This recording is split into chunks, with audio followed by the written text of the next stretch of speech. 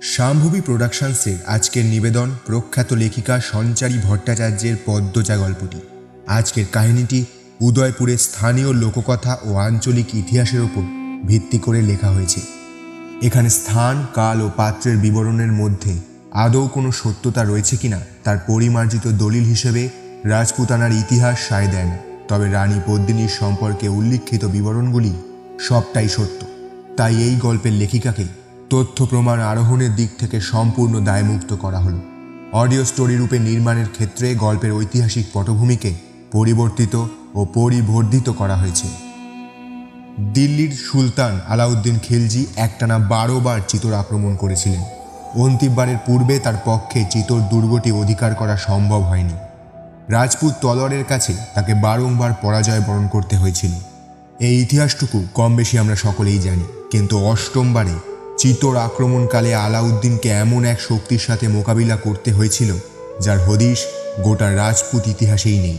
আর সেই শক্তি ছিলেন এক নারী শক্তি, রাজপুতানার ইতিহাসে যার নাম আজও স্বর্ণাক্ষরে বিদিত রয়েছে, চিতোরের রানী পদ্মিনী। তার মহত্বের কথা অনেকে জানলেও চিতোরের এই রহস্যের কথা আপনাদের অনেকেরই হয়তো জানা নেই। অষ্টমবারের পরাজয়টিকে আলাউদ্দিন খিলজি মৃত্যুর আগের দিন পর্যন্ত মনে রেখেছিলেন।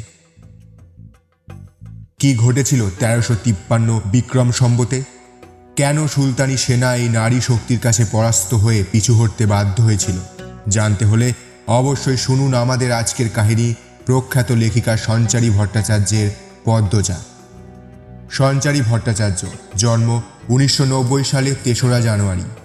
ভৌতিক ও অলৌকিক গল্পের লেখিকা হিসেবে সুবিদিত এই নামটির মধ্যে যে ঐতিহাসিক কাহিনীরও রসদ লুকিয়েছিল তা এই গল্পটি প্রমাণ করবে। মেহেরুন্নিসা কর্ণিকার ল্যাপটপ ও সংখ্যা অভিসংখ্যার মতো বইগুলি তার কলমে বহুল চর্চিত হওয়ার পাশাপাশি একাধিক অডিও স্টোরি চ্যানেলেও এই নামটি বেশ ভালোভাবেই নিজের প্রভাব বিস্তার করেছে। এছাড়াও প্রতিলিপিতে তিনি একজন টপ রেটেড লেখিকা। প্রায় 2 কোটি লেখক লেখিকার তালিকায় তার নামটি 1 থেকে 5-এর মধ্যে রয়েছে। প্রতিলিপিতে তার বর্তমান পাঠক সংখ্যা 5 লক্ষেরও অধিক। শুরু করতে চলেছি আমাদের আজকের কাহিনী প্রখ্যাত লেখিকা সঞ্চারী ভট্টাচার্যের পদ্মজা।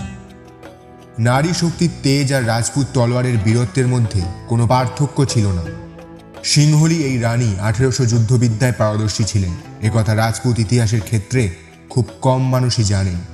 তিনি নিজ যুদ্ধনীতি ও সুগঠিত কৌশলের দ্বারা একাধিকবার চিতোরগড়কে বৈদেশিক সৈন্যদের হাত থেকে রক্ষা করেছিলেন। উদয়পুরের ইতিহাসে রানী পদ্মিনীর জয়গাথার কথা আমরা অনেকেই জানি, কিন্তু তার এই না জানা দিকগুলির কথা রাজপুত ইতিহাসের কোথাও বর্ণিত নেই। অথচ এই নারী শক্তির জন্যই আজ চিতোর নিজের গৌরবকে স্বর্ণাক্ষরে ইতিহাসের পাতায় গ্রথিত করতে সক্ষম হয়েছে। আজও তাদের বীরত্ব ও জয়গাথার ইতিহাসে রানী পদ্মিনীর নাম স্বর্ণাক্ষরে জলজল করছে। জয় ভবানী, জয় ভবানী, জয় ভবানী।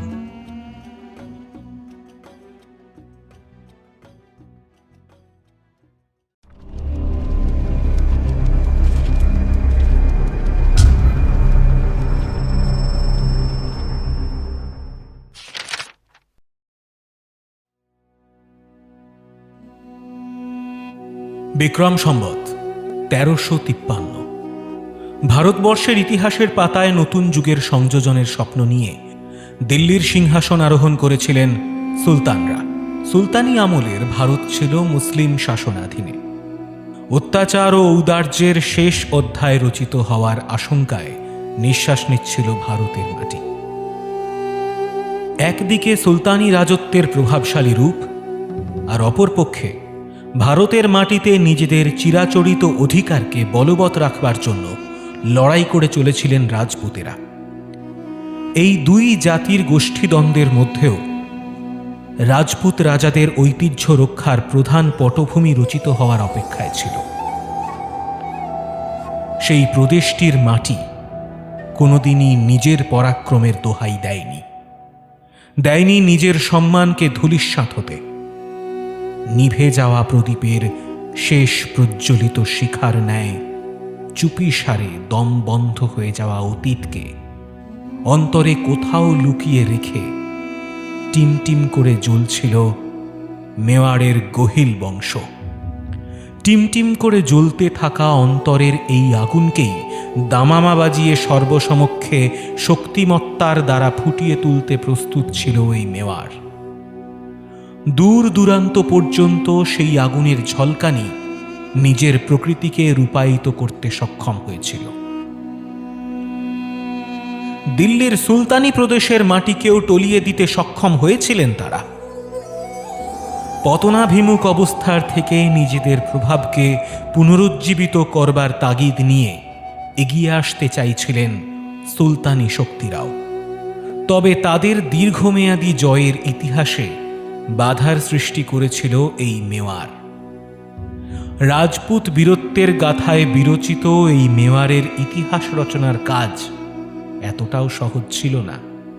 তাদের জয়গাথার বর্ণনা সেই সময়কার ভারতবর্ষের ইতিহাসকে কেন্দ্রীভূত করতে সচেষ্ট থাকায় অন্যান্য সকল গোষ্ঠীর মধ্যেই এই প্রভাব নিজেদের মাথা তুলে দাঁড়াতে সক্ষম হয়েছিল।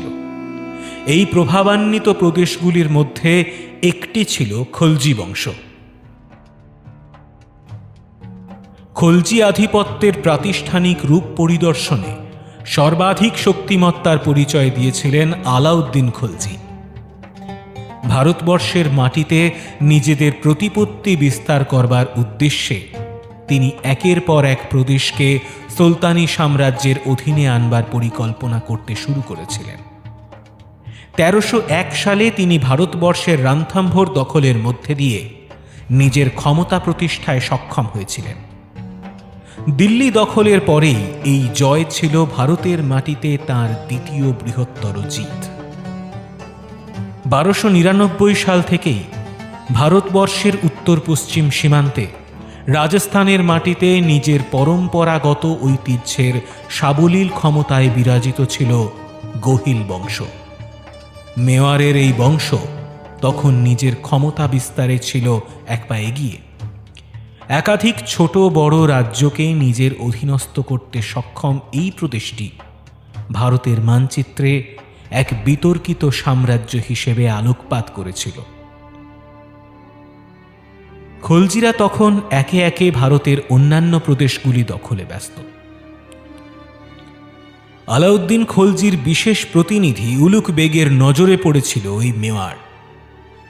গুজরাট জয় করে ফেরবার পথে এই সাম্রাজ্যের এই বিলম্বিত চিত্র তার নজর কেড়েছিল। ভারতের উত্তর পশ্চিম সীমান্তের এক বিশালাকায় অঞ্চলে নির্মিত এই মেওয়ারের প্রসিদ্ধি ছিল সাধারণ মানুষের চোখে পড়ার মতো। এই অঞ্চলটি দখলের মধ্যে দিয়েই সুলতানি বীজকে আরো দূর পর্যন্ত এগিয়ে নিয়ে যাওয়ার কাজ সহজতর বলে মনে করেছিলেন উলুক বেগ। গোহিলের তৎকালীন রাজা সমর সিং সামান্যতম কর প্রদানের বিনিময়ে সুলতানের শক্তির সহিত সমঝোতা করবার চেষ্টা করলেও এই সম্পর্ক কোনোদিনই বন্ধুত্বের গণ্ডিতে অর্ধনমিত হতে পারেনি। উলুক বেগের এই বিবরণ আলাউদ্দিনের মস্তিষ্কে ভারত বিজয়ের এক অদ্ভুত উন্মাদনার জন্ম দিয়ে ফেলেছিল। আর এই মেওয়ার ছিল সেই জয়ের পূর্বাভাস মাত্র। 1353 বিক্রম সম্বতে চিত্তোরগড় দুর্গে আসীন ছিলেন মহারাওয়াল সমর সিং। তাঁর বিজয়রথ মেওয়ারের মাটিকে এক নতুন আধিপত্যকামী শক্তিতে রূপায়ণের সুযোগ করে দিয়েছিল। এরপরেই ঘটেছিল সেই ঘটনা যা ভারতবর্ষের ইতিহাসে মেওয়ারের নামকে স্বর্ণাক্ষরে বিরচিত করতে তৎপর হয়ে উঠেছিল। 1350 বিক্রম সম্বত পর্যন্ত ইতিপূর্বেই বহুবার খলজি বংশ মেওয়ারের উপর নিজেদের ক্ষমতা বিস্তারের উদ্দেশ্যে একে একে কূটনৈতিক ছক কষেই চলেছিল। সমর সিং মেওয়ারকে বৈদেশিক শক্তির আক্রমণের হাত থেকে প্রতিহত করতে সক্ষম হলেও 1353 সালের ইতিহাস এক নতুন অধ্যায়ের সূচনা করেছিল। মেওয়ারের ভাগ্যচক্র রচিত হয়েছিল এই ক্ষমতা নীতির দ্বারাই। মহারাওয়াল সমর সিং এর পালিত পুত্র ছিলেন রানা রতন সিং। তিনি তার পিতাকে অনুসরণ করেই এগোতে চেয়েছিলেন। প্রভাবাধীন মেওয়ারকে আরও এগিয়ে নিয়ে যাওয়ার উদ্দেশ্যে তার এই প্রচেষ্টা এক অন্য ইতিহাসকে সংযোজিত করার অপেক্ষায় অপেক্ষমান ছিল। ভারতের মধ্যস্থলে অবস্থিত বিন্ধ্যাচল পর্বতের উত্তর পূর্ব প্রান্তে ছিল এক অতি প্রাচীন শৈবপীঠ কালিঞ্জর। স্থানটির নাম কালের বিবর্তনে হারিয়ে গেলেও স্থানটির মাহাত্ম্য কোনো দিন হারায়নি। শিবপুরাণ অনুসারে এই গিরিশৃঙ্গের এক গুহায় দেবাদিদেব মহেশ্বর সমুদ্র মন্থন থেকে উত্থিত হলাহল পান করে বটুক ভৈরব রূপ ধারণ করে নিদ্রা গিয়েছিলেন। তার পরবর্তী সময়কাল থেকেই এই স্থানটি শৈবদের কাছে এক পরম পবিত্র স্থান রূপে চিহ্নিত হয়েছিল। তৃতীয় ও পঞ্চম শতাব্দে এই প্রাচীন অঞ্চলটিকে কেন্দ্র করে গড়ে উঠেছিল ছোট বড় গুহা মন্দির। তার মধ্যে অন্যতম ছিল নীলকণ্ঠ গুহা।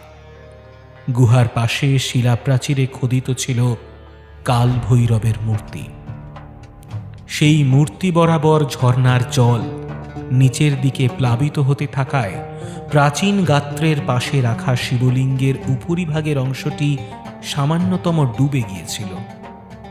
এই শিবলিঙ্গের প্রাচীনত্বের প্রমাণ বহন করছিল সেই ক্ষয় হয়ে যাওয়া লিঙ্গরূপটি। কালটি ছিল মধ্যযুগীয়।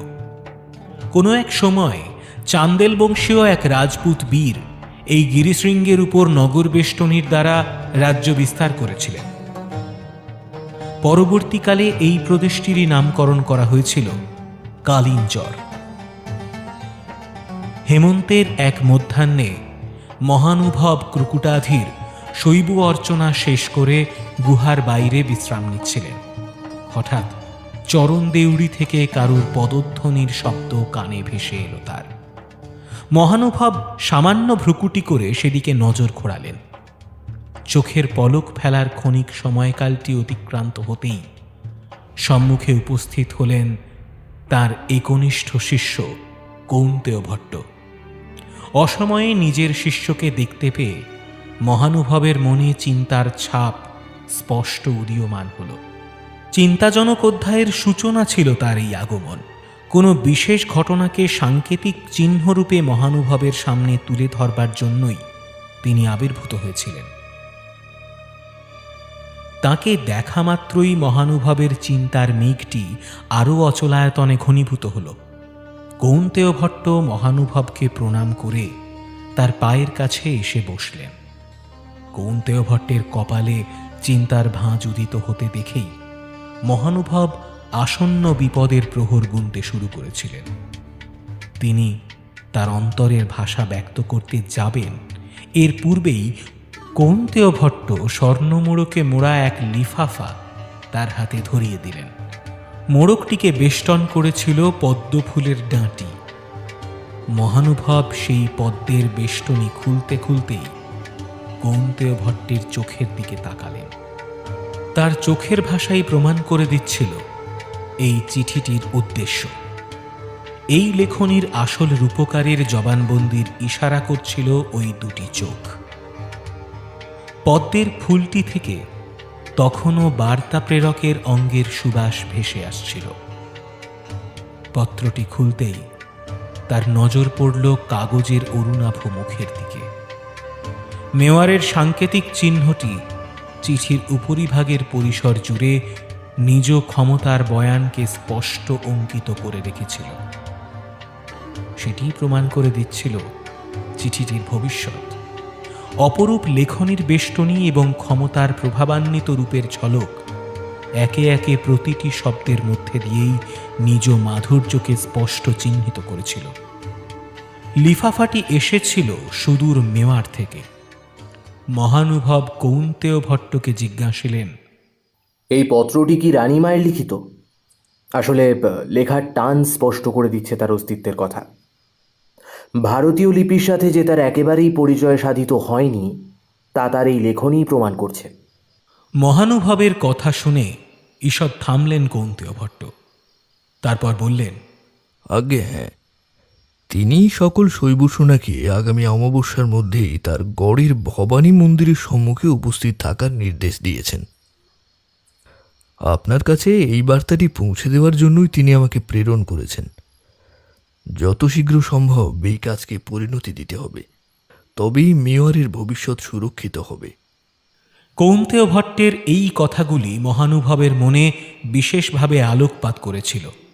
তিনি জানতেন মেওয়ারের তরফ থেকে প্রেরিত এই আর্জির অন্দরে লুকিয়েছিল এক বিশেষ প্রত্যাবর্তনের ইতিহাস, যে ইতিহাসকে সুরক্ষিত করবার দায়িত্ব রানী স্বয়ং মহানুভবের কাঁধে অর্পণ করতে চেয়েছিলেন। লেখার শেষে রানী একটি শব্দ সংযোজিত করেছিলেন, সেটি ছিল, এই কাজকে পূর্ণ রূপ প্রদানে আপনারা সক্ষম হলে মেওয়ার আপনাদের কাছে চিরঋণী হয়ে থাকবে। লেখা শেষে যুবরানীর রত্নখচিত আংটির ছাপ ছিল স্পষ্ট। লিখিত অক্ষরগুলির মধ্যে থেকে ভেসে আসা পদ্মের সুবাস যুবরানীর দৈবিক সত্তার প্রমাণ দিয়ে যাচ্ছিল। কৌন্তেয় ভট্টকে উদ্দেশ্য করে মহানুভব বললেন, আমার কথন চিরবিদিত। দেবীর নির্দেশ আর যুবরানীর নির্দেশের মধ্যে পার্থক্য নিরূপণ করা নিরর্থক।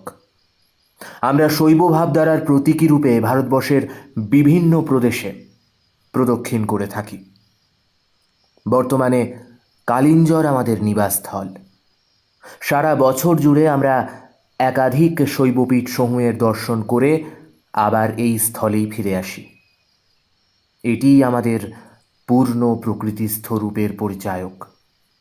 তবে দেবীর এই অনুরোধ শিরোধার্য। আপনি ফিরে যান, দেবীকে আশ্বস্ত করুন। আমরা যত শীঘ্র সম্ভব চিতরে উপস্থিত হব। অমাবস্যার পূর্বেই আমাদের পদধূলি পড়বে ওই গড়ে। কৌন্তেয় ভট্ট হাত জোড় করে মহানুভবকে তাঁর সশ্রদ্ধ প্রণাম নিবেদন করলেন। এরপর আবার পাহাড়ি পথ ধরে গুপ্তমার্গ চিহ্নিতকরণের মধ্যে দিয়েই মেওয়ারের উদ্দেশ্যে রওনা হয়ে গেলেন।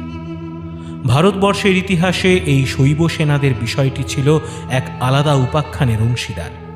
তারা একনিষ্ঠভাবে দেবাদিদেব মহাদেবের উপাসনায় লীন থাকতেন। তবে মেওয়ারের সাথে বহুকাল পূর্ব থেকেই তাদের এক ঘনিষ্ঠ সম্পর্ক স্থাপিত হয়েছিল। মেওয়ার প্রদেশটির কুলদেবতা ছিলেন একলিঙ্গজি। তাঁকেই মেওয়ারের আসল শাসক মনে করা হতো। শৈব সেনারা দেবাদিদেব মহাদেবের গণসেনা ছিলেন না। শারীরিকভাবে এরা সকলেই ছিলেন দীর্ঘাঙ্গী ও বলবান। মাথার উপর চূড়ামণি জটা পেঁচিয়ে রাখতেন। এই জটার সাথেই শিবের জটার মাহাত্ম্য নির্ধারণের কল্পক শৈলী হিসেবে তারা নিজেদের সাজসজ্জা করতে পছন্দ করতেন। এদের কোটিদেশ ছিল মৃগচর্মের দ্বারা আবৃত।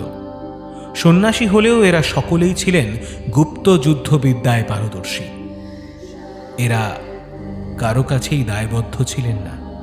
শৈব আজ্ঞা পালন ব্যতীত এদের জীবনে অপর কোনো উদ্দেশ্য ছিল না।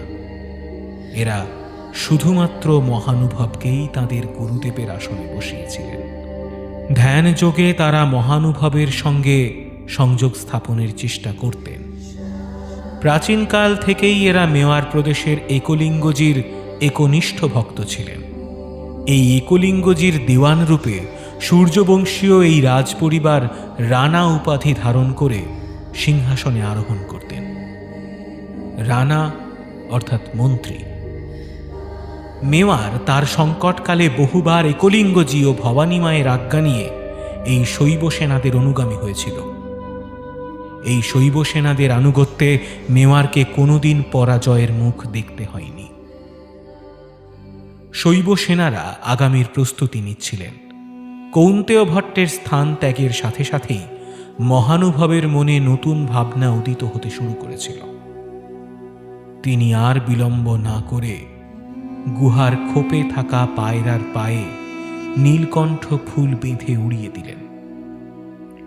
এই ধরনের ক্রিয়া সেই সময়কার ইতিহাসে প্রতিবেদকের ভূমিকা পালন করত। পায়রা ছিল শান্তির প্রতীক। তার পাশাপাশি এই বিষয়টি সম্মতির প্রতীকী রূপেও কাজ করত। ভারতবর্ষের বিভিন্ন প্রান্তে ছড়িয়ে থাকা শৈবপীঠগুলিতে এই ফুলগুলি পৌঁছল। পায়রা বার্তাবাহকের ভূমিকা পালন করে এক শৈবপীঠ থেকে অন্যত্র মহানুভবের বার্তা পৌঁছে দিয়েছিল। ওই ফুলগুলি ছিল মহানুভবের নির্দেশিকার প্রমাণ। এই ফুলগুলি চোখে পড়ার অর্থ ছিল মহানুভবের ডাকে সাড়া দেওয়া। এর পূর্বেও যুদ্ধকালীন পরিস্থিতিতে মহানুভব এভাবেই বিভিন্ন শৈব পীঠস্থানগুলিতে তাঁর বার্তা পাঠিয়ে দিয়েছিলেন। শৈবপীঠের পার্শ্ববর্তী এই আখড়াগুলি ছিল শৈব সেনানীগণের আবাসস্থল। স্বল্প সময়ের ব্যবধানে এই বার্তা সমস্ত শৈব পীঠস্থানগুলিতে পৌঁছে গিয়েছিল। তারা মহানুভবের কৃতকল্পের কথাও আন্দাজ করতে পেরে গিয়েছিলেন। এরপর এই সকল শৈব সম্প্রদায়েরা একটি জায়গায় পৌঁছানোর উদ্দেশ্যে বেরিয়ে পড়েছিলেন। কাশী এবং সোমনাথ থেকে শৈব সেনানীগণ সবার আগে এসে পৌঁছেছিলেন চিতোরগড়ে। সেই সময় চিতোরগড় দুর্গটিকে ঘেরাও করে রেখেছিলেন কয়েক সহস্র বর্বর ম্লেচ্ছগণ। ম্লেচ্ছগণের উপস্থিতি চিতোরের পবিত্র ভূখণ্ডকে বারে বারে অপবিত্র করছিল। সামনের ওই বিশালাকায় দুর্গটির উপরে প্রভাব বিস্তার করার অর্থ ছিল সমগ্র রাজপুতানার উপরই প্রভাব বিস্তার করা। সেই সময় ভারতবর্ষের মানচিত্রে চিতোরগড় জয়ের স্বপ্ন দেখতেন কম বেশি সকলেই। রাজপুত রাজাদের মধ্যে এই বিষয়টি নিয়ে একটি ক্ষোভ তৈরি হলেও তারা অজেয় অমর এই দুর্গটির দিকে চোখ তুলে তাকানোর সাহস করতে পারেননি।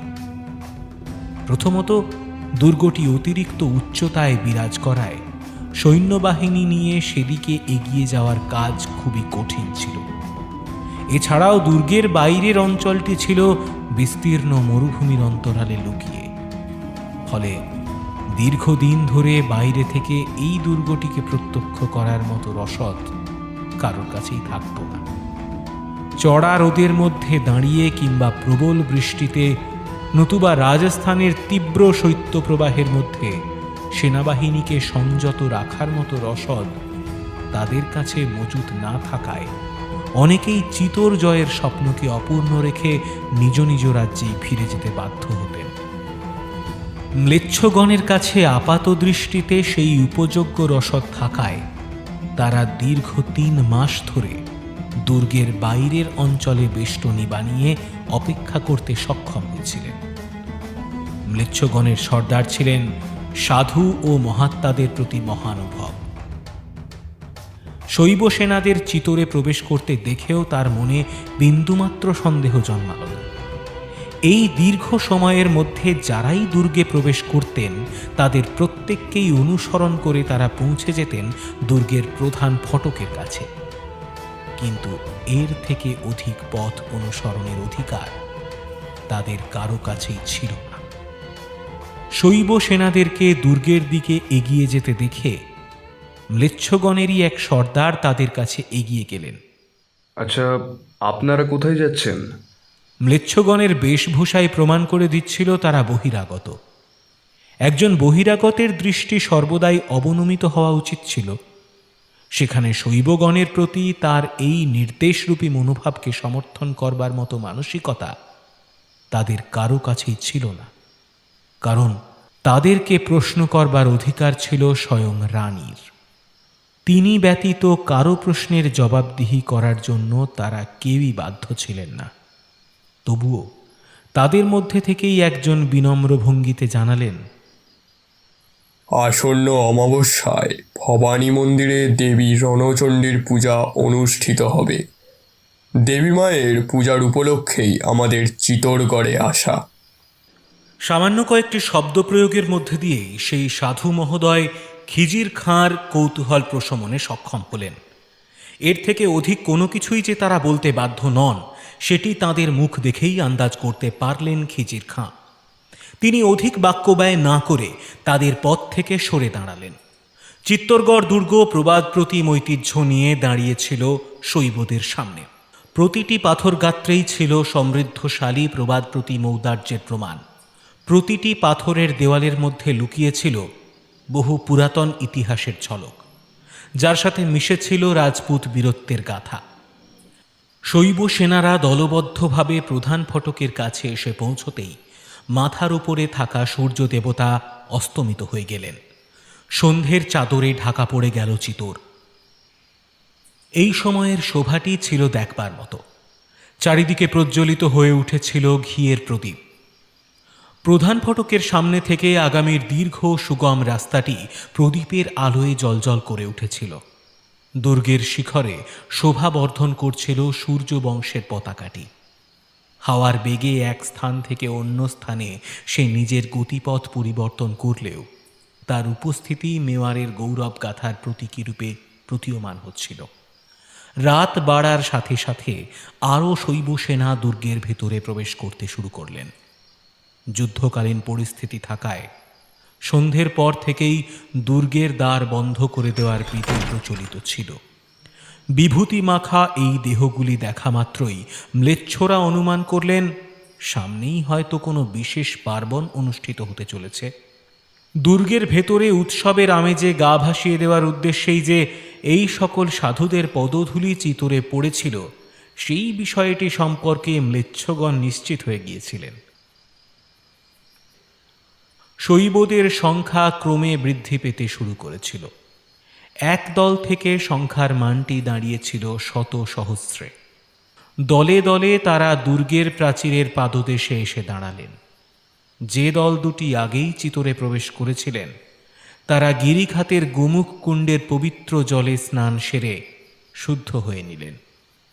মহারানীর আজ্ঞায় প্রত্যেকের জন্যই রাতের আহারের ব্যবস্থা করা হয়েছিল। শুদ্ধ সাত্ত্বিক আহার গ্রহণ করে পরিতৃপ্ত হয়ে তারা নিদ্রা গেলেন। দুর্গের ভিতরে অবস্থিত মহাশ্মশানে রাত্রি যাপন করলেন। শৈবদের যে অংশটি বাইরে অপেক্ষা করছিল তাদের উদ্দেশ্যে মহারানী ক্ষীর আর গুড় পাঠালেন। সেগুলি বহনের দায়িত্ব অর্পিত ছিল স্থানীয় দুর্গের ব্রাহ্মণদের শিশুদের উপরে। দুর্গে পদাতিক সৈন্যের সংখ্যা ছিল প্রায় 50,000। সাধারণ মানুষের সংখ্যা ছিল কম বেশি 33,000-এর মতো। এই বিপুল জনসাধারণের রক্ষাকর্তা রূপে চিতোরগড় নিজের সজাগ অস্তিত্ব নিয়ে সদর্পে দাঁড়িয়েছিল। রাতের আকাশ আগামীর বেশ কিছুটা ইতিহাস চুপিসারে বলে দিতে চাইছিল। রাতের ঠান্ডার প্রভাবটা সকলকেই ব্যতিব্যস্ত করে তুলেছিল। তবে রানী মায়ের আদেশ পালনের চেয়ে বড় উদ্দেশ্য সেই সময় আর কিছুই ছিল না।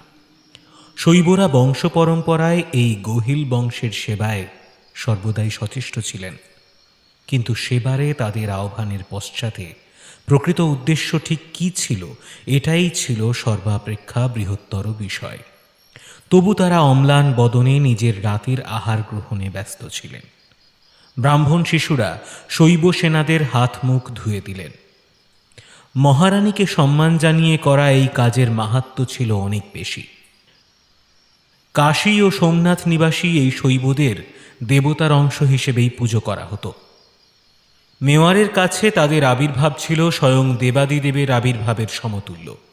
দূরে দাঁড়িয়ে ম্লেচ্ছগণ এই দৃশ্য অবলোকন করছিলেন। তাদের কাছে একই প্রশ্ন বারে বারে উদীয়মান হচ্ছিল। খিজির খাঁ তার পার্শ্বস্থ এক সেবাদাসের কাছ থেকে সেবা গ্রহণে ব্যস্ত ছিলেন। রাতের ওই নীল নীলিমা তাকে সর্বদাই আকর্ষণ করত। চিতোরের পরিবেশের মধ্যেই যেন এক মিষ্টি সুবাস লুকিয়েছিল। শক্তিমত্তার পাশাপাশি মেওয়ার তার সৌন্দর্যের রূপায়ণের ক্ষেত্রেও আর 5টা প্রদেশের থেকে বহুলাংশে এগিয়েছিল। সেই দুর্গের দিকে তাকিয়ে থাকার স্পর্ধা দেখিয়েই খিজির খাঁ মনে মনে একটি বিষয়ের কথা চিন্তা করতে লাগলেন। তার কাছে এই প্রশ্নের উত্তর জানার কাজ ক্রমাগতভাবে আরও দুরূহ হয়ে উঠছিল। তিনি বিড়বিড় করে নিজের মনের কথা ব্যক্ত করতে লাগলেন। এই পরিবারের লোকেরা এত প্রতিকূল পরিস্থিতির মধ্যেও কিভাবে উৎসব পালনে এতটা তৎপর থাকতে পারেন? সাম্রাজ্যের বাইরের প্রায় সমগ্র অঞ্চলটি যেখানে আমরা ঘিরে ফেলেছি, সেখানে কী প্রকারে পূজা পার্বণের ক্ষেত্রে এতটা সময় দেওয়া সম্ভব? সেবাদাসেরা যে যার নিজের কাজ সেরে সুলতানের ছাউনি থেকে বেরিয়ে গেলেন। আলগা বাতাস গায়ে এসে লাগতেই বিষণ্ণতার প্রহর ক্রমে সরে যেতে লাগল। রাতের ঘন কালো চাদর তার প্রভাব বিস্তারে সক্ষম হল। চিতোরের ওপরে নিজের প্রভাব বিস্তারে সক্ষম হয়ে উঠল এক বীণার সুর। দিনের ক্লান্তি ত্যাগ দিয়ে সেই সুরের মোহে হারিয়ে যেতে চাইছিল প্রতিটি হৃদয়। বাইরের ছাউনিতে অপেক্ষমান হাজার হাজার ম্লেচ্ছগণের কাছে সেই সুরের মায়া ছিল কল্পনাতীত। সেই গহীন রজনীর বুক চিরে এক রাগ সঙ্গীত ভেসে আসছিল। নিশ্চিদ্র রজনীর বুকে প্রতীকী হিসেবে নিজের ছাপ রেখে যাচ্ছিল সেই রাগ সঙ্গীত। তার সাথেই ভেসে আসা বীণার তান, মনের মধ্যে জমে থাকা সমস্ত ভয় ও আশঙ্কাগুলির অবসান ঘটিয়ে প্রতিটি প্রাণকে স্বাধীন চেতা পাখির মতো উড়ে নীলিমায় হারিয়ে যাওয়ার জন্য ব্যাকুল করে তুলেছিল।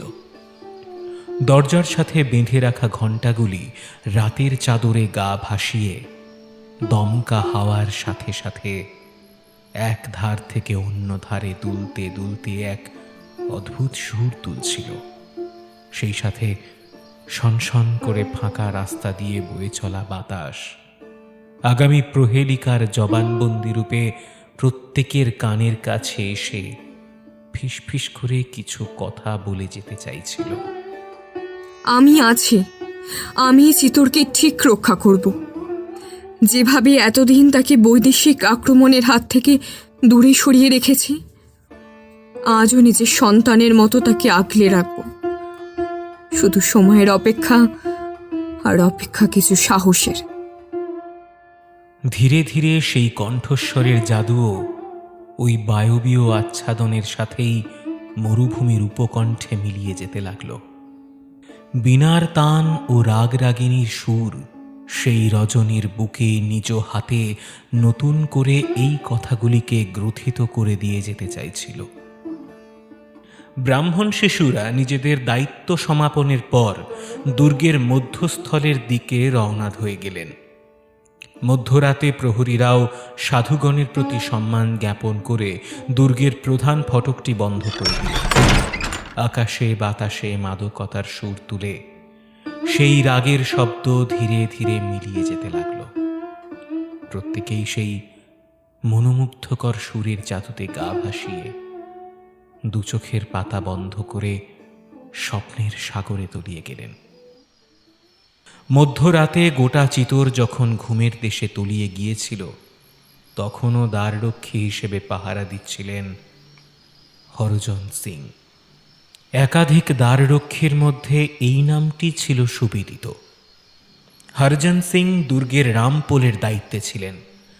রাজস্থানী ভাষায় ফটককে পোল বলা হতো। চিতোরগড়ের 7টি পোলের মধ্যে রামপোলটি ছিল প্রবেশের শেষ দরজা। অদূরেই ছিল রাজপরিবারের সদস্যদের নিজস্ব আবাসস্থল।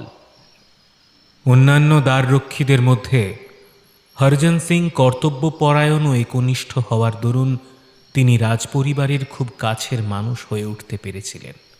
ফলে তাকে শুধুমাত্র একজন কর্তব্যপরায়ণ দ্বাররক্ষী নয়, তার পাশাপাশি একজন বিশ্বস্ত কর্মচারী হিসেবেও নিজের প্রভাবকে বলবৎ রাখতে হয়েছিল। তিনি ছিলেন মহারাওয়াল সমর সিংয়ের খুব কাছের মানুষদের মধ্যে একজন।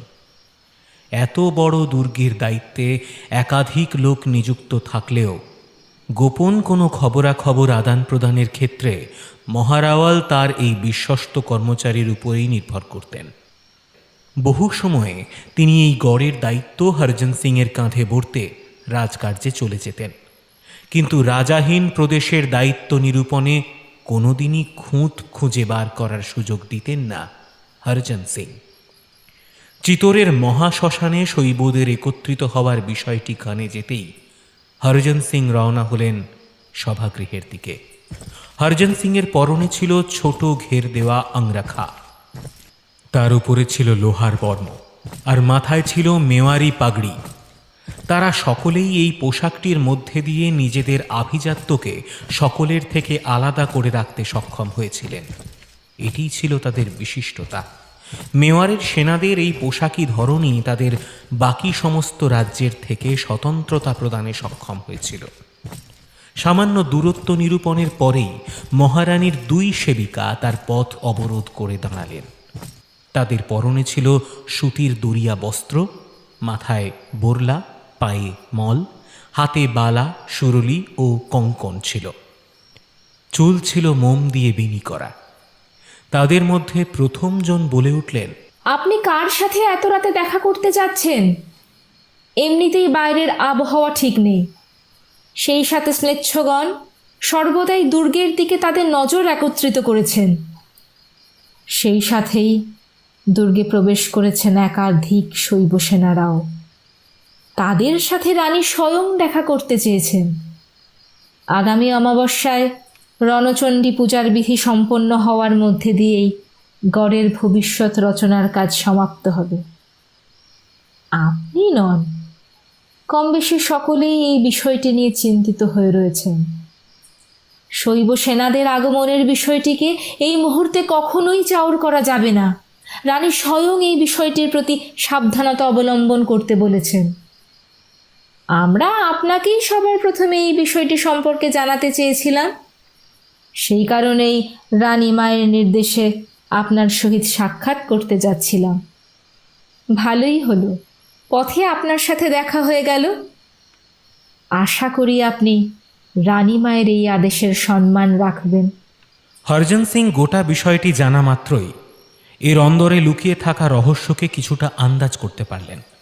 এমনি এমনি যে রানীমা এত বড় সিদ্ধান্ত নেননি, সেটা ওই দুই সেবিকার আচরণই প্রমাণ করে দিচ্ছিল। তিনি ঘাড় নেড়ে সম্মতি জানালেন, আর সেই সঙ্গে মৃদু কণ্ঠে বললেন, বেশ, আমি এত কিছু জানতাম না। এই বিষয়ে কথা বলবার উদ্দেশ্যে আমি মহারাওয়াল সমর সিংহের কাছে বার্তা প্রেরণে উদ্যত হচ্ছিলাম। পথে আপনাদের সাথে সাক্ষাৎ হয়ে ভালোই হয়েছে।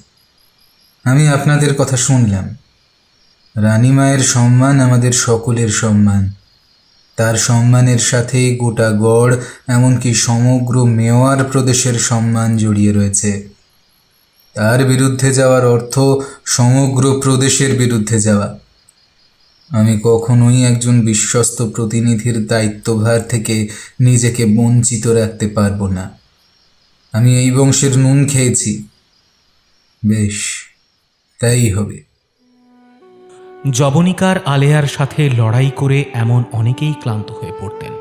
তার কাছে রাজার সত্তার চেয়েও বেশি গুরুত্বপূর্ণ হয়ে পড়ত সাম্রাজ্যের সম্মান রক্ষা। যুবরানী ছিলেন চিতোরের সেই প্রজ্বলিত জ্যোতিষ্ক, যার ছত্রছায়ায় গোটা প্রদেশ লালিত পালিত হতো। তার প্রতি সম্মান জ্ঞাপন ছিল প্রত্যেকের কাছেই পরম গর্বের বিষয়। হরজন সিং আর কথা না বাড়িয়ে রামপোলে ফিরে গেলেন। সেদিন রাতটা ওইভাবেই অতিবাহিত হয়ে গেল। শান্ত পরিবেশের হাত ধরে আবারও সজাগ হয়ে উঠল গোটা শহর। চিতোরের অভ্যন্তরে সুবিশাল ক্ষেত্রের ব্যাপ্তি কোনো শহরের তুলনায় কম ছিল না। মানুষের ইচ্ছা ও স্বাধীনতার মধ্যে কোথাও যেন তাদের ওই সুবিশাল পরিস্থিতির অংশীদার হিসেবে বেঁচে থাকাটাও নিজের অজান্তেই গর্বের বিষয় হয়ে দাঁড়িয়েছিল। সকালের সূর্য প্রথম এসে তার উজ্জ্বল আলোর ছটায় উদ্ভাসিত করল দুর্গের উপরিভাগকে। সেই বিচ্ছুরিত প্রভা ধীরে ধীরে তার প্রভাব বিস্তার করল পার্শ্ববর্তী অঞ্চলগুলিতেও। অন্ধকারের প্রহর কেটে আবার এক রৌদ্র ঝলমলে শহরের দিন শুরু হতেই বাইরে অপেক্ষারত শৈব সেনাদেরকে ভেতরে প্রবেশ করানো হলো। ক্রমে চিতোরের মহাশ্মশান জনাকীর্ণ হয়ে উঠল।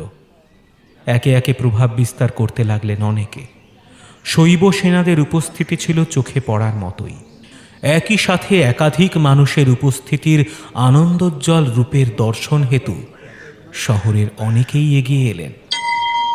শৈব দলের কলরব, মন্দিরের ঘণ্টাধ্বনি এবং শঙ্খের আওয়াজে শ্মশানভূমির প্রাঙ্গণ উৎসবে মেতে উঠেছিল।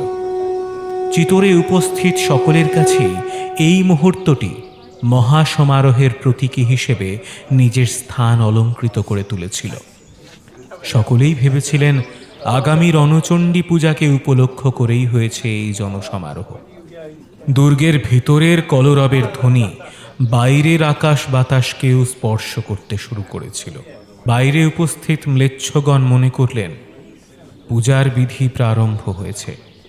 সেই বিধির প্রকৃত নিদর্শনের জেরেই গড়ের ভেতরের জমায়েত হয়েছেন এত মানুষ। তাদের দীর্ঘমেয়াদী কলরবের ধ্বনি আকাশ বাতাসকে মুখরিত করে তুলেছিল। উৎসবের এই বিশেষ মুহূর্তের মধ্যে ম্লেচ্ছগণ কোথাও যেন নিজেদের ক্ষমতাকে ম্রিয়মান হতে দেখছিলেন। তাদের উপস্থিতি যে চিতোরের উপরে সামান্য প্রভাব বিস্তার করতেও অপারগ সাব্যস্ত হয়েছে, এই বিষয়টি দেখা মাত্রই তাদের প্রত্যেকের মধ্যে এক চাঞ্চল্যকর পরিস্থিতির সৃষ্টি হলো। অপরপক্ষে এই সময়েই চিতোরে এসে উপস্থিত হয়েছিলেন রানা লক্ষ্মণ সিং। মহারাওয়াল সমর সিংয়ের আহ্বানে তার কনিষ্ঠ ভ্রাতা লক্ষ্মণ সিংয়ের চিতোরে আগমন ঘটেছিল। শিশোদা গ্রাম থেকে তিনি তার 6 পুত্রকে সঙ্গে নিয়ে চিতোরে এসেছিলেন। যুদ্ধের পরিস্থিতি সামলানোর উদ্দেশ্যেই মহারাওয়াল তাকে চিতোরে ডেকে পাঠাবার সিদ্ধান্ত নিয়েছিলেন। দুর্গে প্রবেশের পরেই মহাশ্মশানের উদ্দেশ্যে রওনা হয়ে গেলেন লক্ষ্মণ সিং। মহাশ্মশানে এত জমায়েত দেখা মাত্রই তাঁর মন চঞ্চল হয়ে উঠল। তিনি একজন গুপ্তচরকে ডেকে পাঠালেন। এখানে কি হচ্ছে? এখানে এত শৈব সেনার আবির্ভাব ঘটল কিভাবে? এছাড়া কি উদ্দেশ্যেই বা তাঁদেরকে ডেকে পাঠানো হয়েছে? লোকবলের প্রয়োজন থাকলে তো এই সাম্রাজ্যের বাকিরাই রয়েছেন, তারাই এতদিন যুদ্ধের সমস্ত নীতিগুলোকে সামাল দিয়ে এসেছেন। তাহলে সহস্র শৈব সেনাদের আগমনের পশ্চাতে কোন এমন রহস্য লুকিয়ে রয়েছে, যার উপর ভিত্তি করে গোটা মেওয়ার আজ এই মহাশ্মশানে জড়ো হয়েছে? আমাকে আপ্যায়নের সুযোগটিও বোধহয় এরাই কেড়ে নিয়েছেন। কিন্তু কে তাদের এখানে আহ্বান করেছেন বলতে পারবেন? কারণ এই মুহূর্তে আমি কাউকেই দেখতে পাচ্ছি না। এই পরিস্থিতির মধ্যে কার নিকটেই বা আসল সংবাদ পাব? যদি আপনি এই বিষয়ে আমাকে কোনো সাহায্য করতে পারেন তাহলে উপকৃত হব। গুপ্তচর জানালেন আসল রহস্যের কথা। সাধারণ মানুষের মধ্যে অনেকেই এই বিষয়টি সম্পর্কে অবহিত হয়েছিলেন ঠিকই, তবে কেউই রাজাদেশ অমান্য করবার সাহস দেখাতে পারছিলেন না। সবার নজর এড়িয়ে গুপ্তচর রানা লক্ষ্মণ সিংকে সেদিন কিছু কথা বলেছিলেন, যা শোনা মাত্রই লক্ষ্মণ সিংয়ের সামনে ফুটে উঠেছিল এক উন্মত্ততা। পুরুষ শাসিত এই মেওয়ারকে যে একজন রানীও পরিচালনা করতে পারেন, সেদিন তিনি বিন্দুমাত্র বিশ্বাস করতে পারেননি। গুপ্তচর বললেন, এই বিশাল শৈব সেনাকে ডেকে পাঠিয়েছেন স্বয়ং যুবরানী। যুবরানী পদ্মাবতীর আহ্বানেই এই শৈব সেনারা এখানে উপস্থিত হয়েছেন। পদ্মাবতী এক বার্তাবাহককে ক্রুকুটাধীরের নিকট গোপনে প্রেরণ করেছিলেন। সেই বার্তাবাহকের কাছেই একটি চিঠিতে রানীমা সাম্রাজ্যের বর্তমান পরিস্থিতির কথা জানিয়েছেন। এই প্রতিকূল পরিস্থিতির মধ্যেও মেওয়ারকে সুরক্ষিত রাখবার উদ্দেশ্যে রানীমা দেবী রণচণ্ডীর পূজার আহ্বান করেছেন। বাইরে অপেক্ষারত ম্লেচ্ছগণ যে কোনো মুহূর্তে মেওয়ার আক্রমণ করতে পারে। এই পরিস্থিতির হাত থেকে রক্ষা পাওয়ার উদ্দেশ্যেই রানীমা শৈবগণকে মেওয়ারে নিয়ে আসার সিদ্ধান্ত নিয়েছেন। গোপনে তাদের এখানে নিয়ে আসবার পিছনেও রয়েছে আরও গূঢ় একটি উদ্দেশ্য। এদের সাহায্যেই তিনি যুদ্ধক্ষেত্রে ম্লেচ্ছগণকে পরাজিত করতে চান। এই শৈবরা আদিকাল থেকেই এক লিঙ্গজির একনিষ্ঠ ভক্ত হওয়ার দরুন তারা রানীমায়ের ডাককে অমান্য করতে পারেননি। শৈবরা সর্বদাই ভবানী ও দেবাদিদেব মহাদেবের নির্দেশানুসারেই কাজ করে এসেছেন। এবারেও এই সংকটজনক পরিস্থিতির হাত থেকে তারাই মেওয়ারকে রক্ষা করতে পারবেন বলে আমাদের সকলের বিশ্বাস। সাধারণ মানুষের কাছে এই বিষয়টি এখনো অন্ধকারেই রয়ে গেছে, তবে আমরা জনা কয়েক এই বিষয়টি বহু পূর্ব থেকেই টের পেয়েছিলাম। এই রাজপরিবারের বেশ কিছু নিবিড় মানুষেরাই এই পরিকল্পনাটির কথা আগে থেকে জানতেন। এই বংশের একজন হওয়ার দরুন আপনারও এই বিষয়টি সম্পর্কে জানবার পূর্ণ অধিকার রয়েছে। এই পর্যন্ত বলেই গুপ্তচর থামলেন। লজ্জায় এবং অপমানে লক্ষ্মণ সিং ভবানীর মন্দিরের উদ্দেশ্যে রওনা হয়ে গেলেন। একান্তে থেকে ভবানীর দিকে তাকিয়ে প্রশ্ন করলেন, আমরা কি এতটাই অপারগ? সত্যি কি মেওয়ার এতটাই দুর্বল? সত্যি কি মেওয়ারের সূর্য অস্তমিত হয়েছে? ভবানীর সামনে দাঁড়িয়ে চোখ বন্ধ করে অবিরাম বাড়িধারা বর্ষণ করতে লাগলেন লক্ষ্মণ সিং। ঠিক সেই মুহূর্তেই ভবানীর মন্দিরের গর্ভগৃহের থেকে লাল বর্ণের শালু বস্ত্র পরিহিতা এক অপূর্ব সুন্দরী দেবী মূর্তি বাইরে বেরিয়ে এলেন। তাকে প্রত্যক্ষ করা মাত্রই কিছু সময়ের জন্য স্থবির চিত্রে দাঁড়িয়ে রইলেন লক্ষ্মণ সিং। তিনি গর্ভগৃহের অন্তস্থ একটি প্রদীপকে হাতে নিয়ে সেই দেবী মূর্তির প্রকৃত রূপ দর্শনের উদ্দেশ্যে এগিয়ে যেতেই দেখলেন তিনি আর কেউ নন, স্বয়ং মেওয়ারের রাজবধূ সিংহল কুমারী পদ্মাবতী। পদ্মাবতীর অঙ্গে মানিকখচিত আভূষণের জ্যোতিতে তার অপূর্ব দেবী রূপ প্রজ্বলিত হয়ে উঠেছিল। সেটি দেখা মাত্রই চোখ ঝলসে গেল লক্ষ্মণ সিংয়ের। বৃদ্ধ লক্ষ্মণ সিং ক্ষণিকের জন্য ভাবলেন স্বয়ং ভবানী মনুষ্যরূপ ধারণ করেই হয়তো তার সম্মুখে এসে দাঁড়িয়েছেন। বর্ণনাহীন সেই সৌন্দর্যকে স্থির চিত্তে দেখতে থাকলেন তিনি। প্রবীণ কোনোদিনই এই রূপে রানীকে দেখেননি। প্রবীণের চোখ দিয়ে ঝরঝর করে জল ঝরতে লাগলো। রানী পদ্মিনীর এই দেবী রূপের মধ্যে দিয়ে সেদিন তিনি তার সব প্রশ্নের উত্তর খুঁজে পেয়েছিলেন। রানীর এই রূপের মাহাত্ম্য পরিদর্শনই ছিল তার কাছে প্রধান গুরুত্বপূর্ণ বিষয়। দেবীর দিকে বিস্ফারিত চোখে তিনি তাকিয়ে রইলেন। তার অন্তর্মনে ওঠা প্লাবনকে প্রশমিত করে রানী পদ্মাবতী বললেন, পিতা, আমার প্রণাম নিন।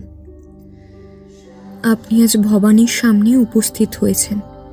আপনার মনের মধ্যে লুকিয়ে থাকা চিন্তার মেঘে প্রমাণ করে দিচ্ছে আপনি কতটা বিচলিত।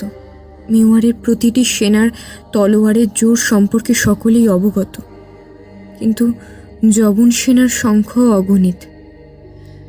চিতোর আক্রমণের পূর্বেই তারা মেওয়ারের বাকি 30টি কেল্লা দখল করে নিয়েছে। প্রয়োজনে তারা আরও সেনা পাঠাতে সক্ষম। ওই সমস্ত গড়গুলিকে রক্ষা করবার জন্য মেওয়ারের অধিকাংশ সেনারাই নিজেদের প্রাণ ত্যাগ করেছেন।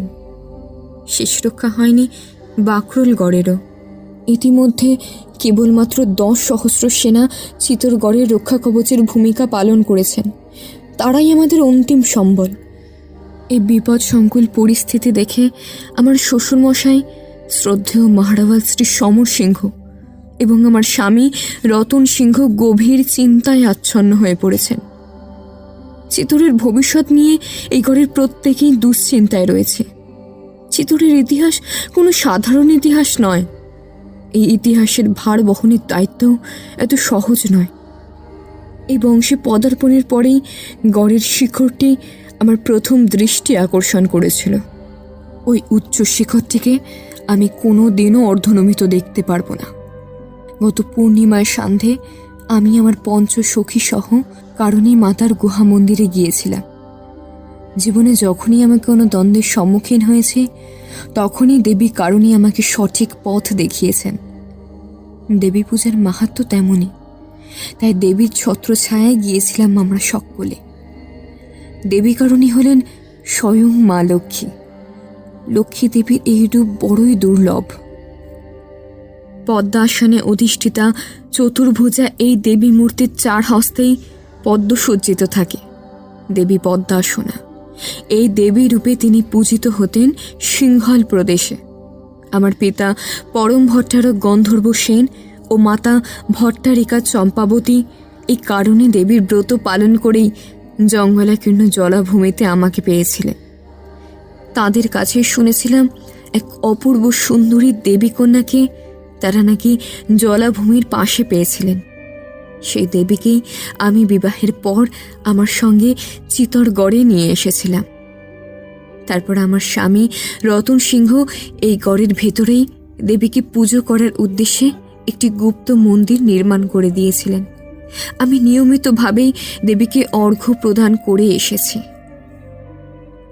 সেদিন সন্ধেবেলায় ব্রত পালনের পরে দেবীকে পূজার অর্ঘ্য প্রদানের উদ্দেশ্যে যখন আমরা মন্দিরে এসে উপস্থিত হলাম, তখন দেখলাম গুহার গর্ভে এক জ্যোতির্ময়ী আলোক ছটা বিচ্ছুরিত হচ্ছে।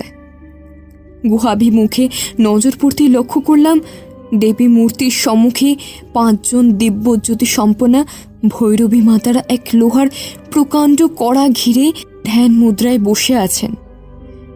দিব্যজ্যোতি সম্পন্না এই ভৈরবীরা ছিলেন অন্তর্যামী। আমরা সকলেই তাঁদের উদ্দেশ্যে প্রণাম নিবেদন করলাম। তাদের প্রত্যেকের মুখমণ্ডলেই সন্তুষ্টির ছাপ স্পষ্ট অনুভূত হচ্ছিল। এরপর তারা সমবেতভাবে বলে উঠলেন, যাও রানী, যাও, তুমি ভবানীর রূপ নাও। তোমার হস্তে অর্পিত রইল মেওয়ারের গৌরব।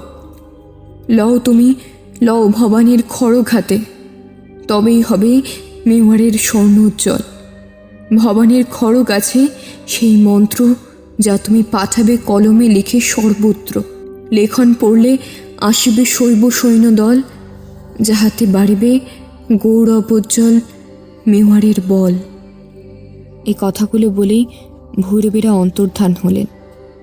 এই ঘটনার পর আমি আমার 5 সখীকে নিয়ে মন্দির ত্যাগ করে চলে গিয়েছিলাম, কিন্তু অনতি পরেই চাষি বউয়ের বেশ ধারণ করে রওনা হলাম ভবানী মন্দিরের উদ্দেশ্যে। মন্দিরের সেবকেরা আমার এই রূপ দেখার সাথে সাথেই সকলে মূর্ছা গেলেন। সেই সন্ধিক্ষণে প্রবীণ পূজারী আর আমি ব্যতীত কেউই মন্দিরে উপস্থিত ছিলেন না। প্রবীণকে সমস্ত কথা জানাতে তিনি আমাকে মন্দিরের এক গুপ্ত কক্ষে নিয়ে গেলেন। সেখানেই রাখা ছিল বাপ্পা রাওয়ালকে দেওয়া ভবানী মায়ের সেই সুসজ্জিত খাঁড়াটি, যা হাতে নিয়ে এই বংশের কুলদীপকেরা সিংহাসনে আরোহণ করেন এবং মেওয়ারকে আমৃত্যু রক্ষা করার শপথ নেন। খাঁড়ার শিরা থেকে পা অবধি লৌহ গাত্রে প্রাচীন লিপিতে খোদিত ছিল এক মহামন্ত্র। এই মন্ত্রের এক বিশেষ অন্তর্নিহিত অর্থ রয়েছে। এই মন্ত্রের অর্থ অনুযায়ী গোহিল বংশের কোনো রাজবধূ এই খড়গ হাতে ভবানীর বেশ ধারণ করে এই মন্দিরের দক্ষিণ বেদিতে দাঁড়িয়ে যদি শৈব সেনাদের উদ্দেশ্যে পায়রা উড়িয়ে দেন, তাহলে শৈব সেনারা সেটিকে স্বয়ং ভবানী মায়ের এবং একলিঙ্গজির আজ্ঞা বলে ধরে নেন। মেওয়ারের রাজার কথাও তখন তারা অগ্রাহ্য করতে দুবার ভাবেন না। এই মন্ত্রের শক্তি এতটাই বেশি যা না বলা কথাগুলিকে শৈব সেনাদের নিকট প্রকৃষ্ট করে তুলতে পারে।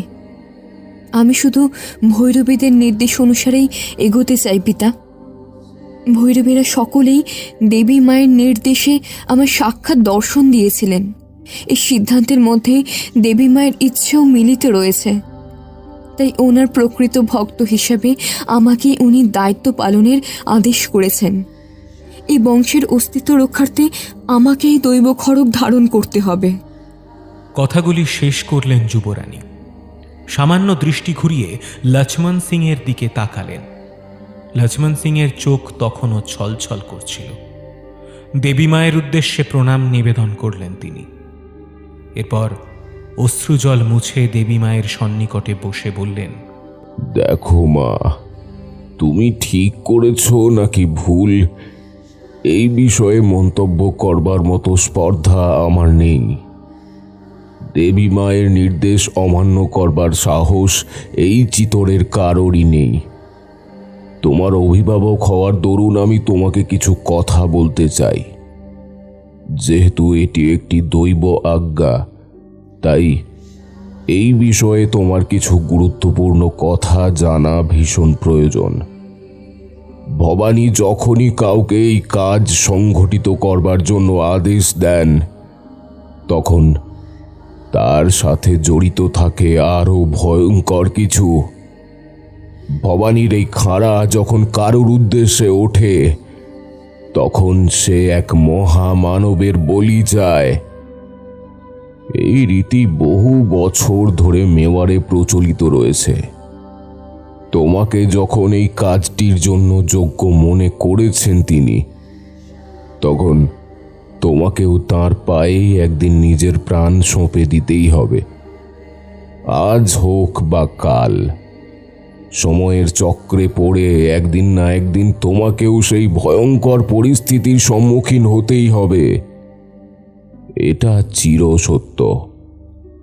ভবানীর আদেশ যেমন খণ্ডানো যায় না, তেমনি এই সত্যকেও আমাদের কারুর পক্ষেই টলানো সম্ভব নয়। তাই পরবর্তী ফলাফলের জন্য তুমি তোমার অশান্ত মনকে প্রস্তুত করো মা। কথাগুলি শেষ করে বৃদ্ধ লক্ষ্মণ সিং স্থান ত্যাগ করলেন।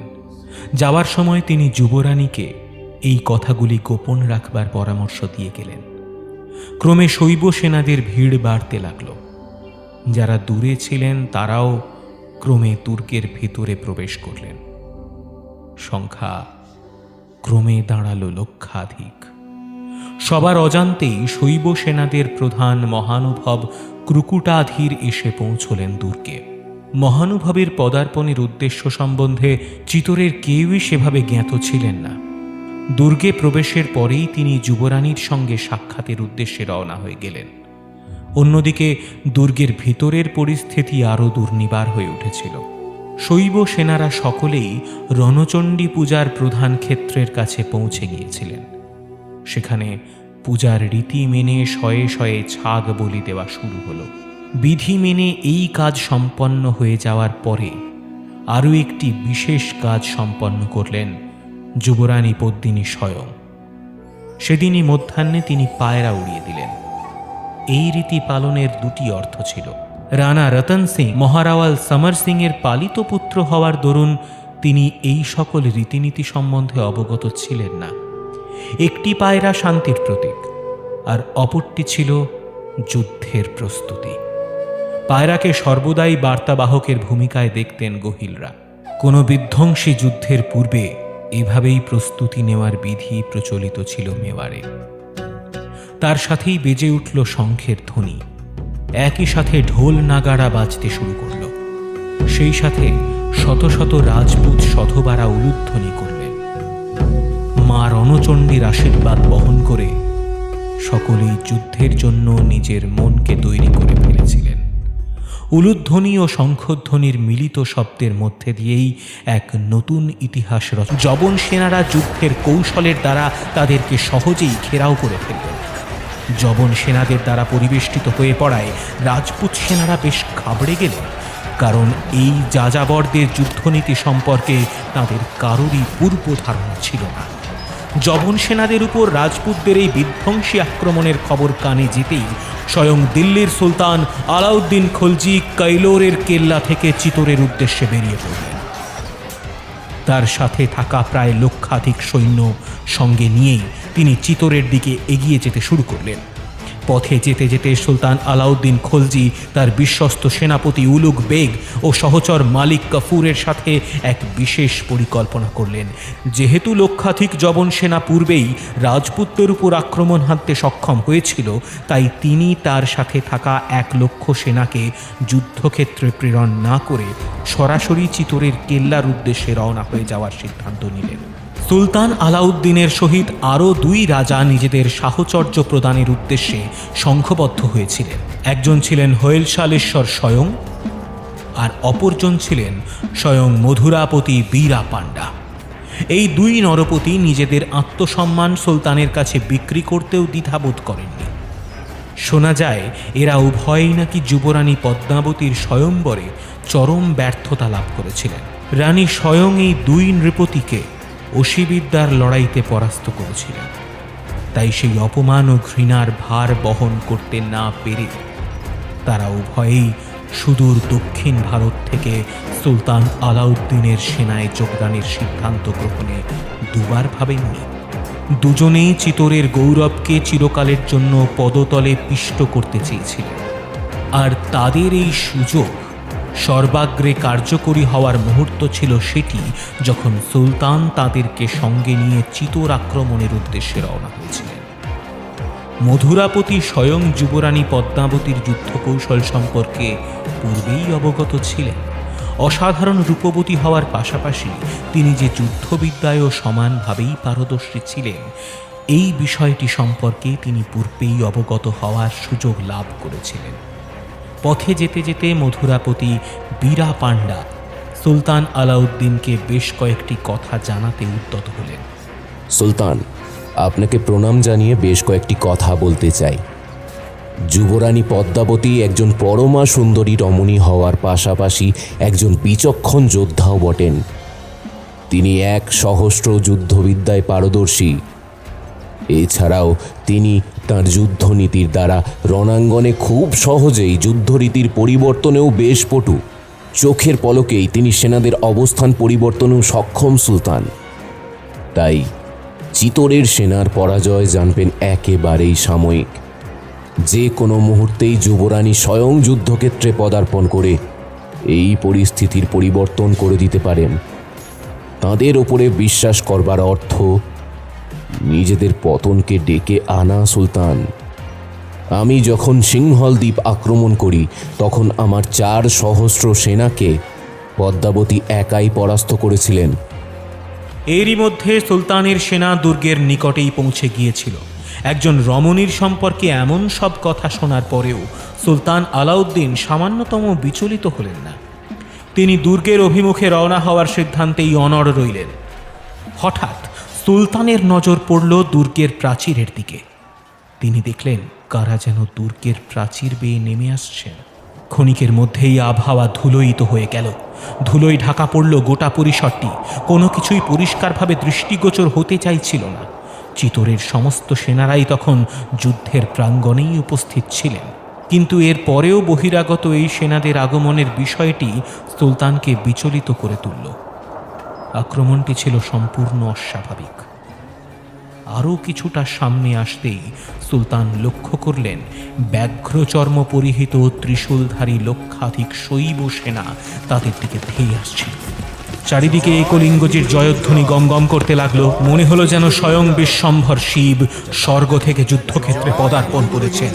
তাদের পায়ের শব্দ ও মন্ত্রের ধ্বনি গোটা পরিবেশের উপর নিজেদের একচ্ছত্র অধিকার প্রতিষ্ঠায় সক্ষম হয়েছিল। তারা দলে দলে সুলতানি সেনাদের উপর আক্রমণ হানতে শুরু করলেন। হাজার হাজার তীর নিক্ষেপণের পরেও তাদের গতি রোধ করা সম্ভব হলো না। সুলতানের বিপুল হাতি ঘোড়া সারিবদ্ধভাবে তাদের পথ অবরুদ্ধ করে দাঁড়িয়ে থাকলেও তাদের গতি রোধ করা গেল না। দলে দলে তারা ত্রিশূল হাতে একে একে যবন সেনাদের বুকে বিদ্ধ করতে লাগলেন। তাদের একটি আঘাতেই পদতলে পতিত হতে বাধ্য হলেন যবন সেনারা। তাদের শক্তিমত্তার কাছে সুলতানের সৈন্যরা পরাজয় বরণ করতে বাধ্য হলেন। সারা অঙ্গে বিভূতি মেখে যুদ্ধক্ষেত্রে ঝাঁপিয়ে পড়েছিলেন শৈব সেনারা। তাদের সেই সুবিশাল চেহারা দেখে সুলতানি সেনারা ঘাবড়ে গেলেন। শৈব সেনারা যে এভাবেও কারোর উপর তাদের প্রভাব বিস্তার করতে পারে, এই বিষয়টি ছিল সকলের কাছেই আশ্চর্যজনক। তারা কোনোদিনই সাধু মহাত্মাদের এমন পারদর্শিতাকে লক্ষ্য করেননি। তাদের যুদ্ধের কৌশলও ছিল সম্পূর্ণ ভিন্ন ধরনের। তারা একে একে ছত্রাকারে গোটা জায়গাটির উপর নিজেদের প্রভাব বিস্তার করতে সক্ষম হয়েছে। সুলতানের প্রতি 5 সেনাকে বেষ্টন করে নিজের যুদ্ধবিদ্যার কৌশল আরোপে একজন শৈব সেনাই যথেষ্ট ছিলেন। একজনের হাতেই শেষ হচ্ছিল সুলতানের 5টি করে সেনা। প্রত্যেকের বুকে বিদ্ধ হতে থাকল সেই ত্রিশূল। স্বয়ং দেবাদিদেবী যেন প্রবেশ করেছিলেন তাদের মধ্যে। তারা সম্মিলিতভাবেই এগিয়ে যেতে লাগলেন আরও গভীরে। একে একে উচ্ছেদ হতে লাগলেন যবন সেনারা। এত কাছ থেকে যে নিজেদের অকাল মৃত্যুকে প্রত্যক্ষ করতে হতে পারে তা যবন সেনাদের কাছে ছিল অবাক হওয়ার মতোই বিষয়। তারা সকলেই হতভম্ব হল। মধ্যাহ্নের মধ্যেই সুলতানের অধিকাংশ সেনা গড়ের অভিমুখে শেষ নিঃশ্বাস ত্যাগ করলেন। শৈবগণ তাদের হত্যা করে জয়ধ্বনি দিতে দিতে চিতোর ছাড়লেন। সুলতান কোনো রকমে নিজেকে রক্ষা করতে সক্ষম হয়েছিলেন। সেটি ছিল তাদের 8ম পরাজয়। এর পূর্বে তারা যতবারই চিতোর আক্রমণের সিদ্ধান্ত নিয়েছিলেন, প্রতিবারই কোনো না কোনো কৌশলে রাজপুতেরা তাদেরকে পরাস্ত করতে সক্ষম হয়েছিলেন। শৈব সেনারা যুদ্ধক্ষেত্র ত্যাগ করার পর তাদের নজরে পড়ল রক্তের স্রোত। এমন পরাজয় এর পূর্বে কোনোদিনই সুলতানের নজরে পড়েনি। নিজেদেরকে তারা প্রবল শক্তিশালী বলেই মনে করতেন। ভারতবর্ষের মাটিতে এই অষ্টমবারের জন্য পরাজয় বরণ করার মধ্যে দিয়ে চিতোরের উপরে ক্ষমতা বিস্তার করবার নীতি থেকেও সুলতানি শক্তিকে পিছিয়ে যেতে বাধ্য করেছিলেন রাজপুতেরা। কিন্তু এখানেই শেষ হল না সেই যুদ্ধ। পড়ে থাকা 200 সেনা নিয়ে সুলতান আলাউদ্দিন চিতোরের দুর্গাভিমুখে এগোতে শুরু করলেন। বেরচ নদীর তীরে দাঁড়িয়ে সুলতান লক্ষ্য করলেন এক ক্ষুদ্র দল তাঁর দিকে এগিয়ে আসছেন। দক্ষিণ ভারতীয় নৃপতিগণ সেই দৃশ্য দেখে আগেই পিছু হটলেন। বাতাসে শোনা গেল শিবতাণ্ডব স্তোত্রম। সুলতান বুঝলেন যুদ্ধ এখনো সমাপ্ত হয়নি। তারা সমূলে সুলতানি সৈন্যদের পরাস্ত করতে চাইছেন। চোখের নিমেষেই সুলতানের সামনে এসে উপস্থিত হলেন 6 জন নারী মূর্তি। সুলতান লক্ষ্য করলেন আরও বিশেষ কিছু। ওই 6 জনের পোশাকি ধরনের সঙ্গে মেওয়ারের রাজপুতদের পোশাকের কোনো মিল ছিল না। তাদের দেহে স্বর্ণের শিরস্ত্রাণ ছিল, হাতে ছিল ফালা, পিঠে ছিল ঢাল ও ভালা, যেটিকে তারা নিজেদের আত্মরক্ষায় হাতিয়ার হিসেবে কাজে লাগাচ্ছিলেন। এর পাশাপাশি তারা যুদ্ধক্ষেত্রে একে একে এগিয়ে আসছিলেন নিজেদের কৌশলমতি। তারা যে সকলেই একাধিক কৌশলে পটু, এটি তাদের এগিয়ে আসার ধরনই প্রমাণ করে দিচ্ছিল। তাদের বক্ষে স্বর্ণখচিত বর্মের উপর অঙ্কিত ছিল সিংহের মুখ, যা তাদের ভিনদেশী হওয়ার প্রমাণ বহন করছিল। তাদের মধ্যেই একজনের হাতে ছিল সুবৃহৎ খড়গ। দণ্ডায়মান সেই খড়গের দিকে তাকাতেই আঁতকে উঠলেন সুলতান। খড়গের প্রতি আঘাতেই 3 জন যবন সেনার শিরচ্ছেদ হতে থাকল। এমন সুবিশাল খড়গ যে একজন সাধারণ রমণীর পক্ষে তুলে ধরা সম্ভব, সেটি ভাবা মাত্রই সুলতান প্রচণ্ড ভয় পেয়ে পিছনের দিকে সরতে শুরু করলেন। সুলতান নারীদের গতিবেগ ঠাউর করার পূর্বেই শূন্যে উড়ে এলেন তারা। শূন্য থেকেই তারা একের পর এক খাঁড়ার ঘা দিতে থাকলেন। এই দৃশ্য দেখে সুলতান আরও পিছনে সরে গেলেন। ঠিক সেই মুহূর্তে মনে পড়ে গেল নৃপতিগণের কথা। সুলতানের সম্মুখে থাকা বাকি সেনারা যারা সুলতানকে আত্মরক্ষার কাজে সাহায্য করছিলেন, তারা সকলেই এই নারী মূর্তিদের কাছে মৃত্যুবরণে বাধ্য হলেন। পড়ে রইলেন সুলতান একাই। চোখের নিমেষেই সুলতান দেখলেন ওই নারী মূর্তিরা গায়েব হয়ে গিয়েছেন। তাদেরকে আর কোথাও দেখতে পেলেন না তিনি। তখনও যবন সেনারা শেষ পর্যায়ে যুদ্ধনীতি নির্ধারণে ব্যস্ত ছিলেন, কিন্তু সুলতানের চোখের সামনে তারাও পরাজয় বরণ করলেন। শেষে তাদের মৃতদেহের উপর দিয়েই দৌড়তে শুরু করলেন আলাউদ্দিন। সুলতানের হার দেখে বাদবাকি যবন সেনারাও যুদ্ধ প্রাঙ্গণ থেকে পলায়ন করলেন। শ্রান্ত ও ক্লান্ত চিত্তে রাজপুত বীরগণ গড়ে ফিরে গেলেন। সেবারের মতো চিতোর রক্ষা পেয়েছিল। চিতোরের ইতিহাসে এই ঘটনার কথা কেউই মনে রাখেননি। একাধিক যুদ্ধ জয়ের মতোই এই ঘটনাটিও কালের গহ্বরে চাপা পড়ে গিয়েছিল। রাজপুত নৃপতিদের তলোয়ারের জোরের সাথে রানী পদ্মিনীর সিথির সিঁদুরের জোরকেও মানতে বাধ্য হয়েছিল রাজপুত ইতিহাস। কিন্তু পুরুষ শাসিত মেওয়ারের ইতিহাসে কোথাও যেন এই বীরাঙ্গনার কাহিনীটি চাপা পড়ে গিয়েছিল। রানী পদ্মিনীর যুদ্ধবিদ্যার কৌশল ও পারদর্শিতার জন্যই মেওয়ার সেদিন রক্ষা পেয়েছিল।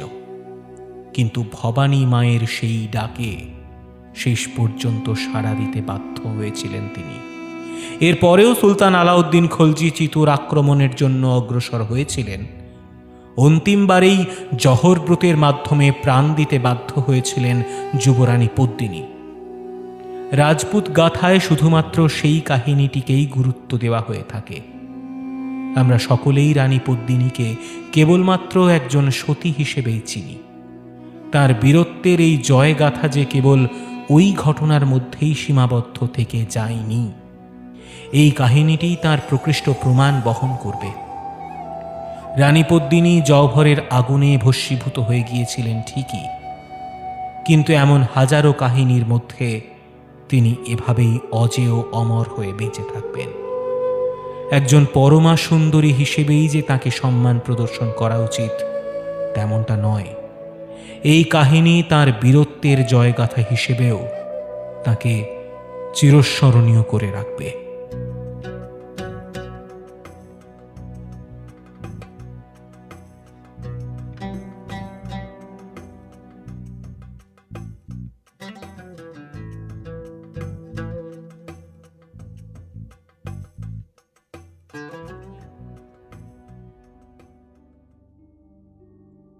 আপনারা এতক্ষণ শুনছিলেন সঞ্চারী ভট্টাচার্যের পদ্মজা গল্পটি।